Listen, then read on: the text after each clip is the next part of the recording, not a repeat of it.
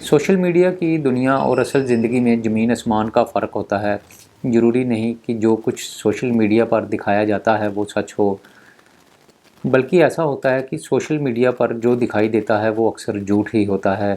कई बातों में, कई मायनों में ये जो कहावत बनी हुई है ये सही साबित होती है। स्विट्ज़रलैंड की एक मॉडल लड़की और कैट वॉच कोच, जो कि लड़कियों को कैट वॉच करना सिखाती थी, उसका नाम होता है क्रिस्टीना। वो अपने पति थॉमस और बच्चों के साथ सोशल मीडिया पर अक्सर तस्वीरें पोस्ट करती थी। तस्वीरों में उसका परिवार बेहद ही खुशहाल और परफेक्ट परिवार लगता था। लेकिन एक दिन ऐसा होता है कि हर किसी का ये वहम टूट जाता है। जब उन परिवार की सच्चाई सामने आती है तो पता चलता है कि वो परिवार खुशहाल नहीं था, बल्कि अंदर ही अंदर उनके घर में इतने झगड़े होते थे, इतने झगड़े होते थे कि ये झगड़े एक दिन इतना भयानक रूप ले लेते हैं कि क्रिस्टीना की मौत हो जाती है। मशहूर मॉडल क्रिस्टीना अचानक से एक दिन से लापता हो जाती है। कई घंटे उसकी तलाश की जाती है। उसके बाद में उसके पिता को उसका सर घर के बेसमेंट में एक प्लास्टिक बैग में मिलता है। मामले में सबसे पहले तो उसके पति थॉमस को गिरफ्तार किया जाता है। थॉमस पर आरोप लगते हैं कि थॉमस ने ही क्रिस्टीना को पीट-पीट कर मार डाला और उसकी लाश के छोटे-छोटे टुकड़े कर दिए और फिर उसके बाद में उन टुकड़ों को ग्राइंडर में पीस कर उनको बिल्कुल कीमे के जैसा बना दिया। थॉमस से जब पूछताछ की जाती है तो वो अपने बयान में ये कहता है कि पहले क्रिस्टीना ने उसके ऊपर चाकू से हमला किया था और गुस्से के कारण उसने क्रिस्टीना को मार डाला, लेकिन ये सच नहीं था। ये सच्चाई नहीं थी। जो सच्चाई बाद में सामने आती है वो काफ़ी हैरानीजनक थी और हर कोई इस सच्चाई को जानकर डर जाता है, सहम जाता है। साल 1986 में स्विट्ज़रलैंड में क्रिस्टीना का जन्म होता है। परिवार काफ़ी संपन्न था। बचपन से ही उसकी जो उसका रुझान था वो ग्लैमरस वर्ल्ड की तरफ था। वो मॉडलिंग में जाना चाहती थी। सन 2003 में सिर्फ उसकी 17 साल की उम्र थी। Christina Miss North West Switzerland का खिताब हासिल कर लेती है। उसके बाद उन्हें स्विट्ज़रलैंड में और कई प्रोजेक्ट मिलने लगते हैं जिसमें कि मॉडलिंग की जानी थी। 21 साल की उम्र में क्रिस्टीना ने मिस स्विट्ज़रलैंड में हिस्सा लिया, जिसमें वो फाइनलिस्ट रही। उस साल अमांडा अम्मान ने मिस स्विट्ज़रलैंड का खिताब जीता था। क्रिस्टीना बेशक उस समय मिस स्विट्ज़रलैंड का खिताब नहीं जीत पाई, लेकिन उसकी पॉपुलैरिटी हर तरफ फैलने लगी थी। इसके बाद से ही क्रिस्टीना मॉडलिंग की दुनिया में एक जाना पहचाना नाम बन जाती है। बतौर मॉडल और कैटवॉक ट्रेनिंग कोच का वो काम करने लगती है। साल 2017 में क्रिस्टीना थॉमस से शादी कर लेती है। उसके बाद उन्होंने 2020 में एक बेटी को जन्म दिया और 2021 में उसने एक और दूसरी बेटी को जन्म दिया। क्रिस्टीना सोशल मीडिया पर अक्सर मॉडलिंग से जुड़ी हुई और अपने परिवार के साथ खूबसूरत पलों में बिताए हुए क्षणों की तस्वीरें पोस्ट करती रहती थी। सन 2023 में उन्होंने एक तस्वीर पोस्ट की थी जिसमें उसने अपने परिवार को दुनिया का सबसे खुशहाल परिवार कहा था। फिर एक दिन ऐसा होता है कि क्रिस्टीना एक फ़ोटो सोशल मीडिया पर पोस्ट करती है जिसके कैप्शन में लिखा होता है कि माय फैमिली माय वर्ल्ड, मेरा परिवार ही मेरी दुनिया है। और ये उसकी आखिरी फ़ोटो साबित होती है। 13 फरवरी 2024 को क्रिस्टीना अपने परिवार के साथ स्विट्ज़रलैंड के बेसल के पास स्थित बिनिगिन के पॉश इलाके में रहा करती थी। हर किसी के लिए ये एक आम दिन था। सभी लोग रोज़ाना की तरह अपनी रोज़ की गतिविधियों में लगे हुए थे। हर रोज़ की तरह क्रिस्टीना ने अपने दोनों बच्चों को तैयार किया और उनको स्कूल के लिए भेज दिया। बच्चों को स्कूल छोड़ने और ले जाने की सारी जिम्मेवारी क्रिस्टीना की ही थी। दोपहर में जब क्रिस्टीना बच्चों को लेने के लिए स्कूल नहीं जाती तो स्टाफ मेंबर जो हैं वो उसके फ़ोन पर कॉल करते हैं।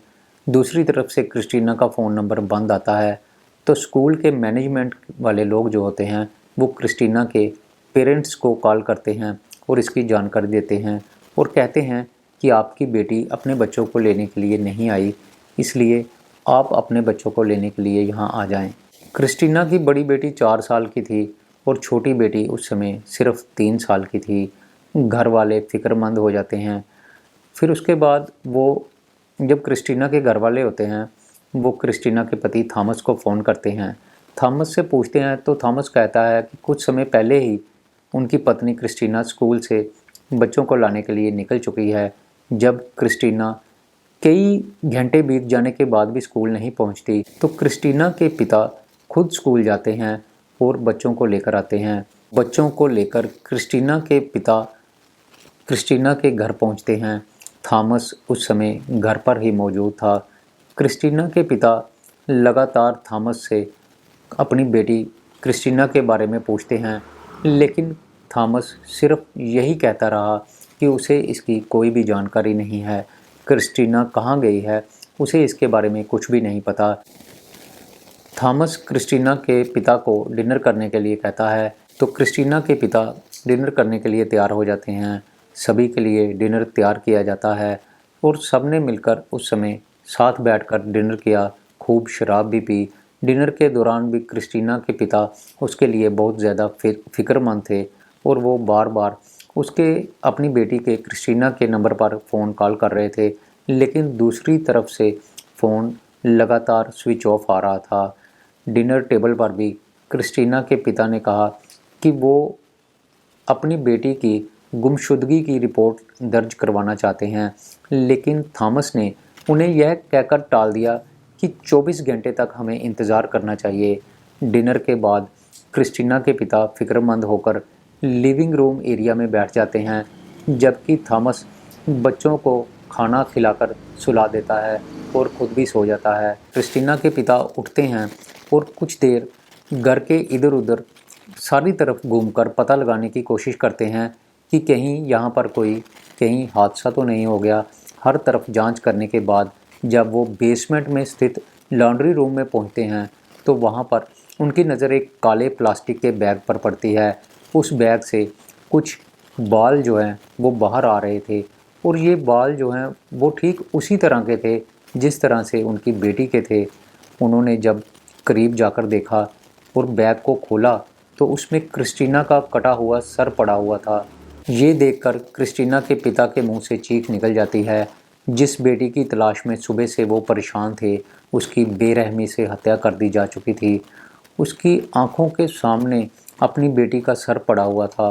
वो तुरंत बेसमेंट से बदहवास होकर बाहर भागते हैं और बाहर जाकर सड़क पर वो ज़ोर ज़ोर से चिल्लाना शुरू कर देते हैं और लोगों से मदद मांगने लगते हैं। उसके बाद उन्हें उधर से एक कार जाती दिखाई देती है। कार वाला उनके पास रुकता है और उनसे इस तरह चिल्लाने का कारण पूछता है, तो वो सारी बात कार वाले को बताते हैं।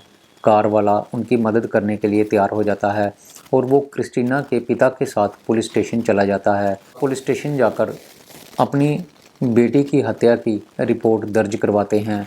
थोड़ी देर बाद ही पुलिस थॉमस को गिरफ्तार करके ले जाती है। पुलिस वाले थॉमस के घर की तलाशी लेते हैं। जैसे ही घर की तलाशी ली जाती है, तो घर का मंजर देखकर पुलिस वाले खुद सिहर उठते हैं। क्रिस्टीना का कत्ल उसी के घर में किया गया था। जांच के दौरान बेसमेंट के वॉशिंग एरिया में खून के धब्बे मिलते हैं।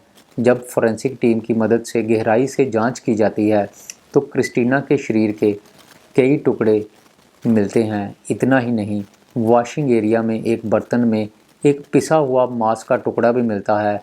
मांस को इतनी बारीकी से पीसा गया था कि पुलिस को पहले तो लगता है कि ये किसी इंसान का मांस नहीं हो, बल्कि कीमा बनाने के लिए किसी जानवर का मांस लाया गया हो। लेकिन जब फोरेंसिक टीम ने उस मांस की गहनता से जांच की, तो उनको पता चलता है कि ये मांस किसी जानवर का नहीं बल्कि एक इंसान का था। कुछ बर्तन ऐसे भी वहाँ पर पड़े मिलते हैं जिसमें मांस को रखा गया था और उसमें केमिकल को मिलाया गया था। थॉमस ने शायद इसलिए ऐसा किया था ताकि हत्या के बाद बॉडी की दुर्गंध चारों तरफ ना फैले। ग्राइंडर से मिलने वाले मांस की जब उसके परिवार वालों के साथ डीएनए मैचिंग की जाती है, तो एक बात साफ हो जाती है कि ये मांस जो है वो क्रिस्टीना का ही था। जब पुलिस वाले थॉमस से पूछताछ करते हैं, तो थॉमस यही कहता रहा कि इन सब से उसका कोई ताल्लुकात नहीं है। जब उससे सख्ती की जाती है तो थॉमस बताता है कि जब दोपहर को वो घर लौटा तो क्रिस्टीना घर में मृत मिली थी। वो घबरा गया कि कहीं उसके ऊपर ही हत्या का आरोप न लग जाए। इस डर से उसने लाश के छोटे छोटे टुकड़े किए और उन्हें पीस दिया। पूछताछ के दौरान पुलिस वालों को लग रहा था कि जैसे थॉमस की मानसिक स्थिति ठीक नहीं है। वो मानसिक तौर पर बीमार लग रहा था और अजीबोगरीब बातें कर रहा था। दूसरी तरफ पोस्टमार्टम की रिपोर्ट भी आ जाती है। पोस्टमार्टम की रिपोर्ट के अनुसार क्रिस्टीना की मौत गला घोंटे जाने से हुई थी। मौत के बाद उस पर कई वार किए गए थे, जिसके बाद उन्हें किचन नाइफ और गार्डन कटर की मदद से काटा गया था। टुकड़ों को पीसने के लिए हैंड ग्राइंडर का इस्तेमाल किया गया था। पोस्टमार्टम रिपोर्ट आने के बाद थॉमस से सख्ती से पूछताछ की जाती है। जब थॉमस से सख्ती से पूछताछ की जाती है तो थॉमस अपना जुर्म कबूल कर लेता है, लेकिन फिर उसने एक नई कहानी सुनाई। थॉमस के अनुसार 13 फरवरी को बहस के दौरान क्रिस्टीना ने उस पर धारदार हथियार से वार कर दिया। क्रिस्टीना उसका कत्ल करना चाहती थी, इसलिए अपने बचाव में थॉमस के अनुसार थॉमस ने उसका कत्ल कर दिया। बयान दर्ज कर पुलिस ने इस एंगल पर भी जांच करना शुरू कर दी, तो ये कहानी भी सरासर झूठी साबित होती है, क्योंकि थॉमस के शरीर पर कोई भी ऐसा निशान नहीं था जिससे कि ये साबित हो सके कि क्रिस्टीना ने उस पर हमला किया था। अब पुलिस वालों को लगने लगता है कि थॉमस इस तरह से मानने वाला नहीं है। थॉमस को 3rd डिग्री दी जाती है। जैसे ही थॉमस को 3rd डिग्री दी जाती है तो थॉमस क्रिस्टीना की हत्या की बात कबूल कर लेता है। उसने अपना जो फाइनल बयान दिया उसमें बताया कि 12-13 फरवरी की रात को क्रिस्टीना के साथ उसका झगड़ा हुआ था। झगड़े के बीच उसने अपना आपा खो दिया और क्रिस्टीना का गला घोंट दिया। जब क्रिस्टीना की मौत हो गई तो वो डर गया था। लाश को ठिकाने लगाने के लिए उसने सबसे पहले लाश को घर के वॉशिंग एरिया में रखा। गार्डन कटर और किचन नाइफ की मदद से उसने लाश के कई छोटे छोटे टुकड़े कर दिए थे। उसके बाद थॉमस ने क्रिस्टीना का सारा मांस हड्डियों से अलग किया और उस मांस को छोटे छोटे टुकड़ों में काट कर ग्राइंडर में पीसना शुरू कर दिया। टुकड़ों को पीसे जाने के बाद उसने उन्हें ख़त्म करने के लिए एक बड़े से बर्तन में डाला और उसमें एसिड मिला दिया। इससे टुकड़े जो है वो पूरी तरह से केमिकल में घुल गए थे। थॉमस का क्रिस्टीना को मारने का तरीका और उसकी लाश को ठिकाने लगाने का तरीका इतना भयानक था कि जिसको सुनकर आप भी सिहर उठेंगे। सबसे पहले तो थॉमस ने अपनी पत्नी के शरीर से उसकी आंतड़ियां बाहर निकाली थी, लेकिन जब वो इस सारी वारदात को अंजाम दे रहा था उस समय वो अपने मोबाइल फ़ोन पर यूट्यूब में मनोरंजन के लिए गाने सुन रहा था। उसका ऐसा करना उसकी मानसिक बीमारी के बारे में साफ साफ बताता है। अपना जुर्म कबूल करने के बाद थॉमस कोर्ट में ज़मानत की अर्जी दाखिल करता है, लेकिन उसका हत्या करने का जो तरीका था वो इतना विभत्स था कि उसको कोर्ट की तरफ से ज़मानत नहीं दी जाती। क्रिस्टीना की मौत के बाद उसके दोनों छोटे बच्चों की कस्टडी उसके पेरेंट्स को दे दी जाती है। जैसे ही पुलिस वाले इस केस की जांच आगे बढ़ाते हैं तो उनको पता चलता है कि क्रिस्टीना और थॉमस के बीच काफ़ी देर से अनबन चल रही थी। 1 साल पहले ही जब ये सारा हत्याकांड हुआ उससे 1 साल पहले ही क्रिस्टीना ने लोकल पुलिस को अपने पति के खिलाफ़ शिकायत दर्ज करवाई थी, जिसमें कि उसने कहा था कि उसका पति उसको बिना वजह मारता पीटता है। क्रिस्टीना अपने पति को तलाक देकर अपने पति से अलग होना चाहती थी, लेकिन उसको डर था कि अगर उसके पति को ये बात पता चली कि वो उसको छोड़ना चाहती है तो वो उसको जान से मार डालेगा, क्योंकि थॉमस एक बहुत ही गुस्सैल किस्म का आदमी था। थॉमस जो है वो एक हिंसक प्रवृत्ति का आदमी था।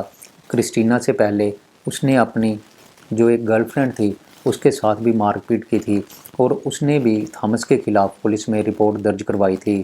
थॉमस को लगता है कि वो अपनी पत्नी को मारकर पुलिस से बच जाएगा और वो उसकी लाश को ठिकाने लगा देगा, लेकिन ऐसा होता नहीं है।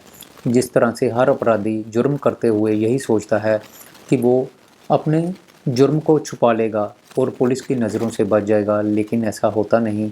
हर अपराधी एक ना एक दिन पुलिस के हत्थे चढ़ ही जाता है। ऐसा ही इस केस में भी होता है। थॉमस अपने पत्नी की लाश को ठिकाने लगाने की भरपूर कोशिश करता है, लेकिन वो पुलिस के द्वारा पकड़ लिया जाता है।